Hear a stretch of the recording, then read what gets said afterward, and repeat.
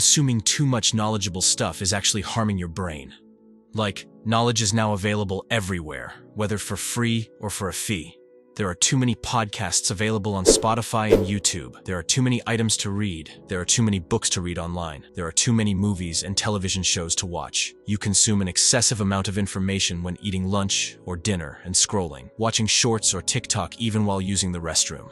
Everyone will now declare that there is nothing wrong with absorbing knowledge. It is required, just as learning something new every day is not the case. Information overload occurs when you attempt to consume too much knowledge at once. If you're constantly confused while communicating, unable to make fruitful decisions, losing control of previously acquired information, you are suffering from information overload syndrome, which I cannot term a syndrome, but is what it is. It reduces your problem-solving abilities. You're consuming knowledge that makes you believe you're doing something constructive, but you're actually learning something productive but not doing it. More information causes more confusion and no creativity. Now you know, you're actually a lot more creative when you're not digesting any knowledge and instead focus on one specific item. For example, Thomas Edison spent over 50,000 experiments inventing the alkaline storage cell. It does not matter how much knowledge you have. What matters is how creative you are and how you handle difficulties. Although we have access to thousands and millions of sites on the internet that support our careers or lives in general, not all of them can add value to our job. So we must narrow down and prioritize the most significant information. It can happen when multitasking, conversing, or browsing the internet. Information overload occurs when a system slows or stops because the amount of knowledge input is too enormous for it to process. This can happen to machines such as computers and phones, as well as to people. Monitoring how much information you or machines consume is crucial because it can help you remember crucial facts more readily. In other words, your brain is built to process a certain quantity of information at once. Now consider the concept of multitasking and how it relates to information overload.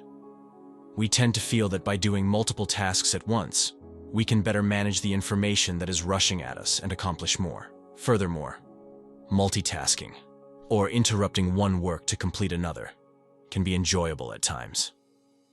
Checking it may provide a nice break from more demanding and challenging chores. It gives us a brief sense of accomplishment. One could suppose that frequent exposure to new information encourages creativity. Like, you have too much knowledge but you're not creative at it. Now, even I multitask. It is physiologically impossible for anyone's brain to hold many thoughts at once. We just move between thoughts so quickly that we fool ourselves. If you wish to stop multitasking, you must first recognize that you are a multitasker.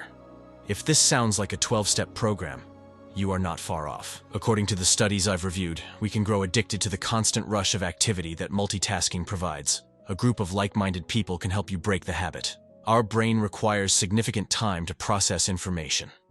Set an information boundary for yourself, such as admitting that you cannot be a doctor and an engineer at the same time. The digital world and the internet has become critical to the running of society, and the abundant availability of information at our fingertips is widely regarded as a positive force. It is acceptable to dismiss certain information and not keep up with everything that is going on the internet. We can skip certain news and avoid spending the entire day ingesting irrelevant information.